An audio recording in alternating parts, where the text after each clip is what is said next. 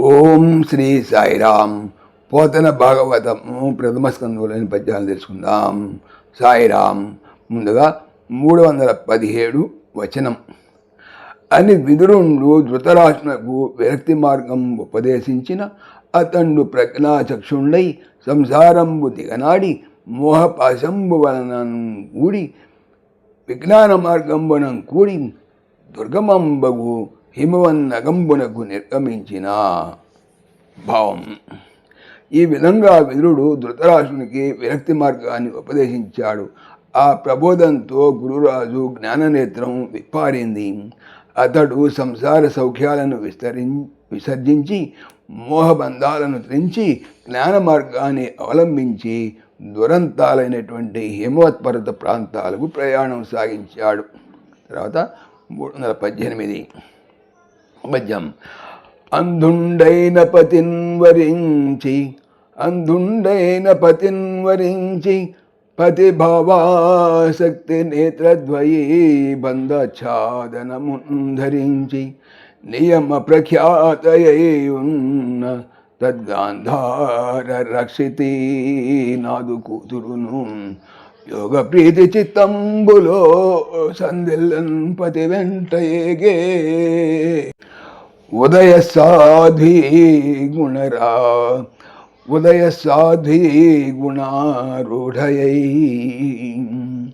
అంధుండు మురిడివాడు అయినట్టి పతిన్ భర్తను వరించి ప్రేమించి పతి యొక్క భావ అనగా స్థితిని అనుసరించు ఆసక్తి ఇష్టపూర్వక నేముతో నేత్ర కనులు ద్వయి రెంటిని బంధ కట్టుట వలన ఆచ్ఛాదనమున్ కప్పి ఉంచున్నది ధరించి కట్టుకొనిన నియమము కలిగి ఉండుటలో ప్రఖ్యాత అనగా కీర్తి పొందినది అయి ఉన్నటువంటి తత్ ఆ గాంధార శితినాథు కూతురును అంటే గాంధారి కూడా. యోగ ప్రీతి యోగమును అనుసరించు ఇష్టము చిత్తంబు మనస్సు లో సంధిల్లన్ కూడిరాగా పతి భర్త వెనుకని ఏగన్ వెళ్ళెను. ఉదయత్ ఉద్భవించిన సాధు స్త్రీ గుణములు ఆరూఢ స్థిరపరచుకున్నది అయి భావము. గాంధారి ఉత్తమ ఇల్లాలు పుణ్య పురంధ్రి గాంధార మహారాజు గారాగు పుత్రిక. పుట్టందుడైనటువంటి భర్తను భర్తగా వరించి పతి చూడలేని ప్రపంచాన్ని తను మాత్రం ఎందుకు చూడాలనే పట్టుదలతో కళ్ళకు గంతలు కట్టుకొని లోకావలోకనం పరిహరించిన ఆ సాధ్వీమణి అతిశించినటువంటి వైరాగ్య భావంతో పతి వెంట బయలుదేరి వెళ్ళింది హిమాలయాలకి. విదురుడు విరక్తి మార్గం ఉపదేశించగా అతని వెనుక ధృతరాష్ట్రుడు అతని సతి గాంధారి హిమాలయాలకు బయలుదేరినటువంటి సందర్భంలో ఉన్నటువంటి పద్యం ఇది. సాయిరామ్.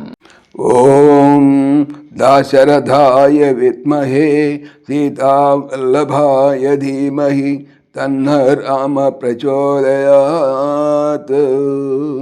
సర్వం శ్రీ రామార్పణమస్తు. జై శ్రీరామ్. జై శ్రీరామ్.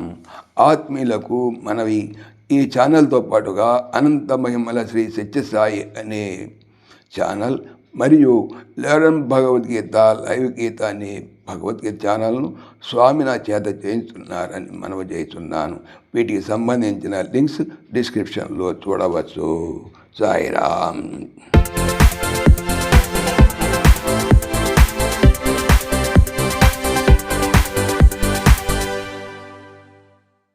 పవిత్రమైనటువంటి Bhagavatam Bhagavatam stands in Bhagavatam చెప్పేది ఏమిటి? బాగా అవుతాము